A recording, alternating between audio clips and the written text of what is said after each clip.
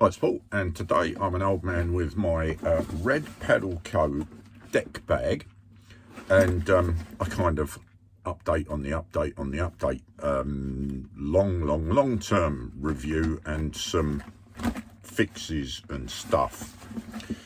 So I've had this a number of years now. Fell out of love with it, fell back into love with it, used it a heck of a lot, but sometime this summer I messed up the zip on it. I pulled the zip over something that was like solid inside it and split the zip open and it never really recovered. I struggled through with it about half a dozen more uses and eventually gave up and bought myself this, which is an overboard roll top duffel bag, slightly bigger, 40 litre I think it is anyway. I'll put the detail in with the picture. But it irritated me. I had this hanging on the wall and I thought, no, I don't want to throw it away because I like it, but it's no good with a broken zip. So I wonder if I can replace the zip. So I did. I have. So I'm going to talk about that.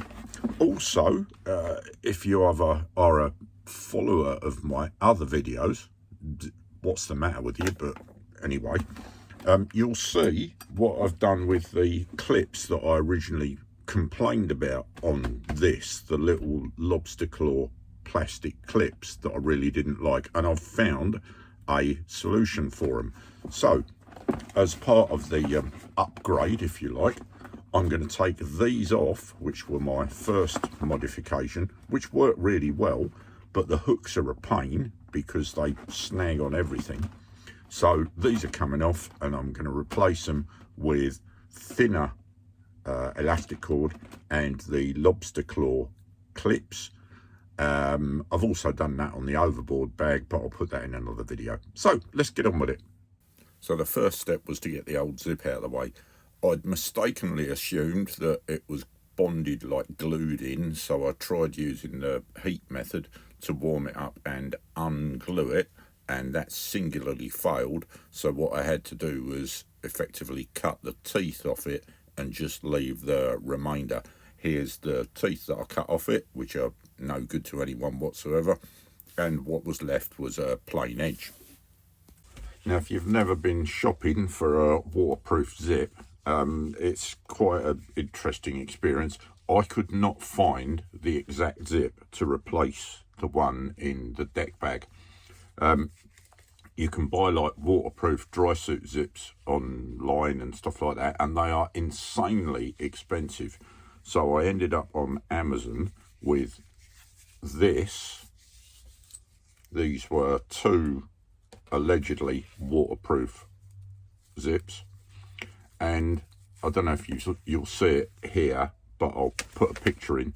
The actual tooth setup appears to be pretty much identical, but I'm fairly confident that the actual zip itself is not waterproof, and I've also had to cut it because it's too long for the deck bag. I couldn't find one the exact, I think it was 460 mil or something. I forget what the exact measurement was, and it doesn't really matter because I couldn't find one to fit exactly. So this is what I ended up with.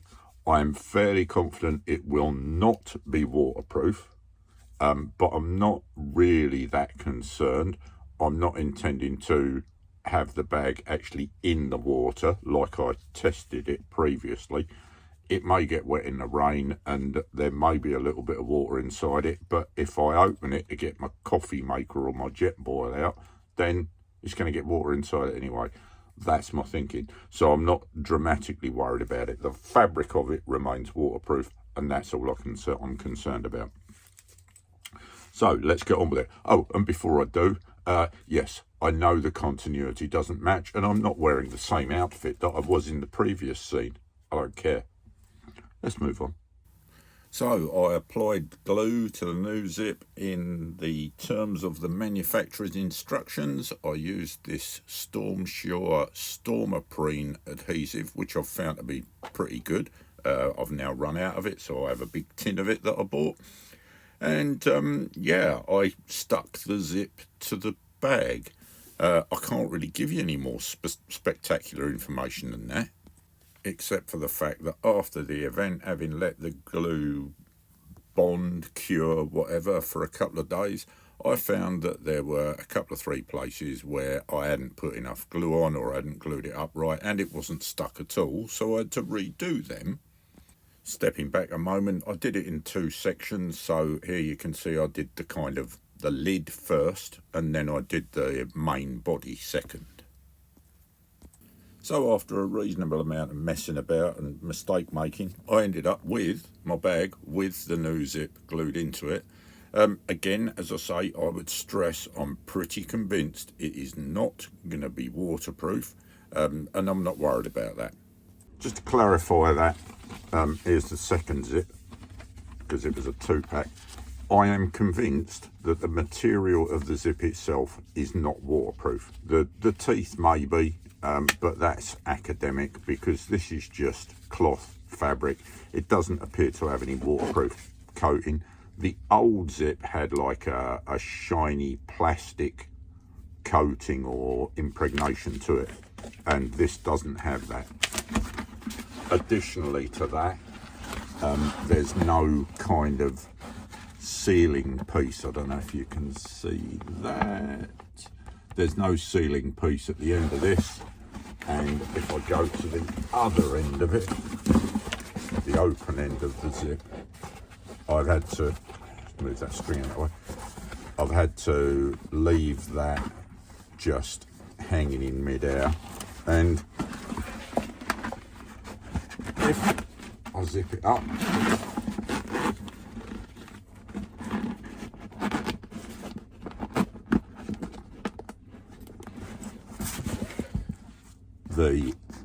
the zip doesn't seal against this end, so effectively there is a hole just there.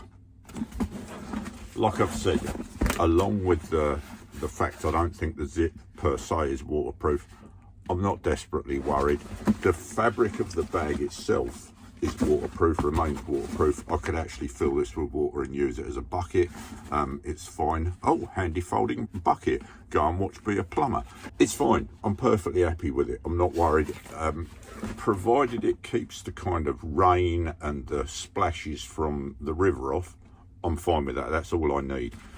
So anyway, waffle. Let's move on.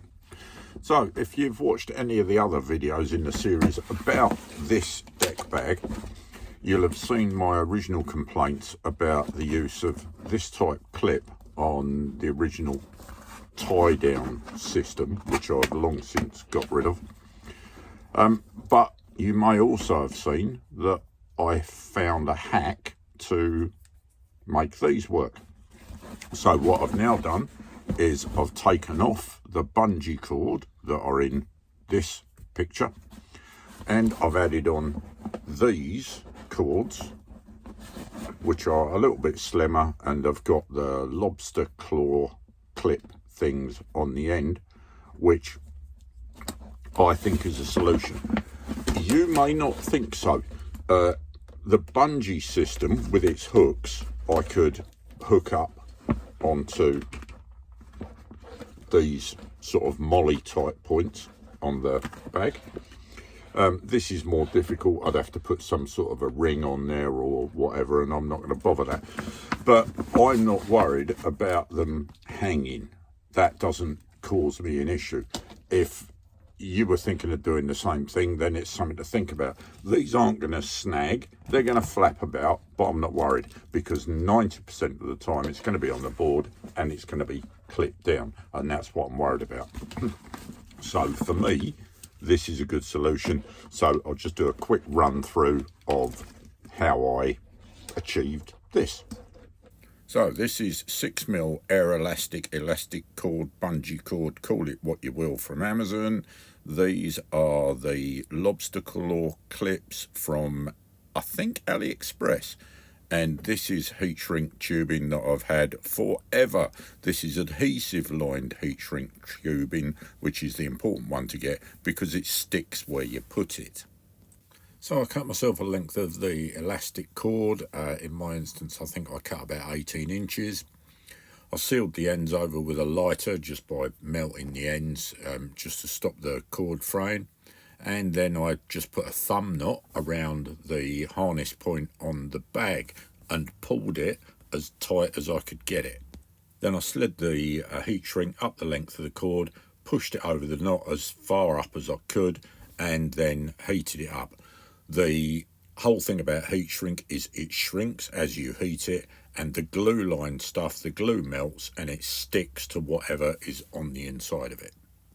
Then the final step is to cut the locking tabs on the lobster claw hooks just short of the hook section, and that way you can ping it over and off of a bar, a carabiner, a loop or whatever without any difficulty at all.